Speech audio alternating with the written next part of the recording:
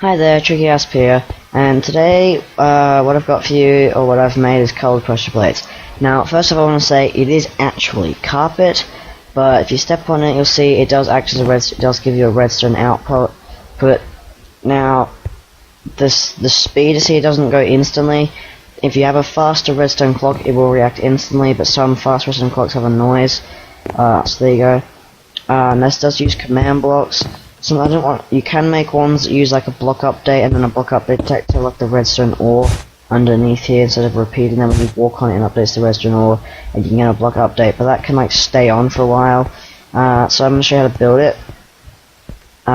So I have some preset coordinates, 29, here we go, okay, 393. Okay, so you want to dig one hole in the ground, put a repeater. May as well put a carpet on top right now. Okay, ignore all this. This is what we're gonna build.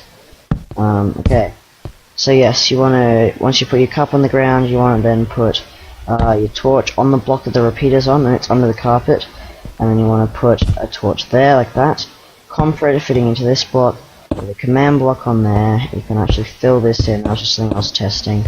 And you wanna get your hoppers, and you wanna just place it like that, and you have to crouch or sneak, hold your sneak key, so you can do that, and then you just want to place a comparator going in there.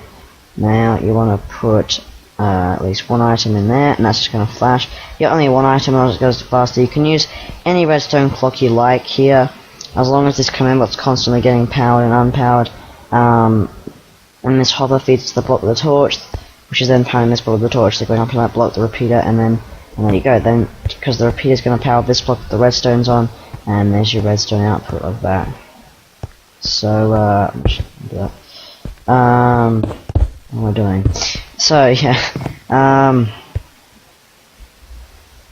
we're gonna have to do is, to get it actually working, you have to stand on here and you want to press your F3.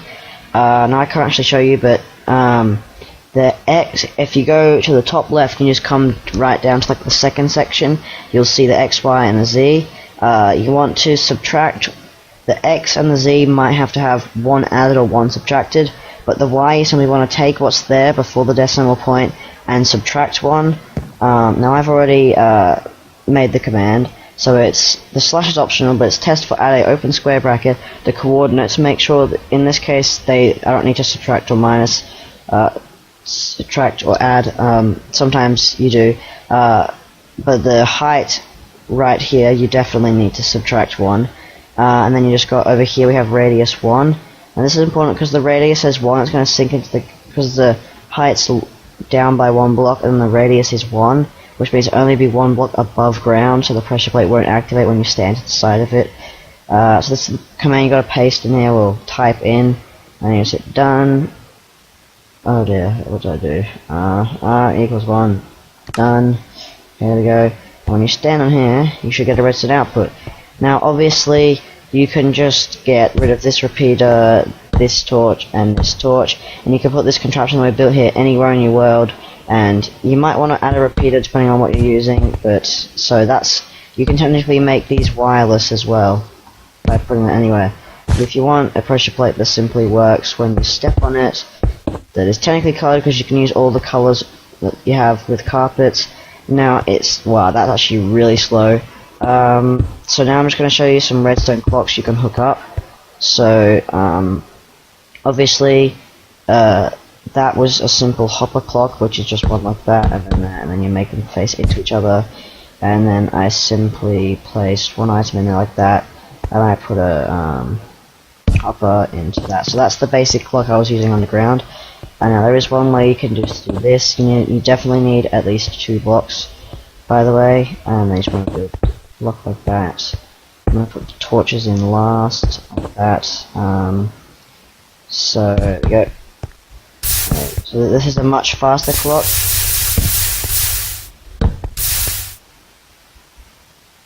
Although it's not being that noisy. Normally it's quite noisy, but that's a really fast one.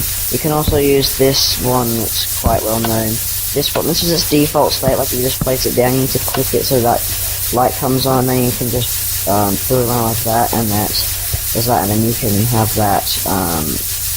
I would recommend just doing it like putting your command block there and then running it up on top, or putting your command block here and just running it up on top of something like that, or whatever block you're using to build with. This is another fast block. This one is silent. This is the one that's making the noise. Yeah. Sorry, I don't like that quite. It's very noisy. It's really faster. This is another one. This didn't quite work for me. I tried this early with this colored pressure plate. It doesn't actually work. Where's the one we built? This one. Yeah, that one. This one here. The comparator one's a bit too fast. So yeah, that's basically it. One last thing I'd like to show you is, this is kind of irrelevant to the whole video, but if you put a repeater like this and some redstone around like that, when it's powered, it will not turn off, so it's good for traps. So yes, thanks everyone for watching. I know they're not actually colored pressure plates, but you can test it out. You can make up your own redstone clock. If you've got a faster redstone clock, it is pretty much the same like responsiveness as a pressure plate, and you can use colored carpets and this kind of thickness, so they are kind of colored pressure plates. Thank you for watching. I'm Tricky Asp, and yeah.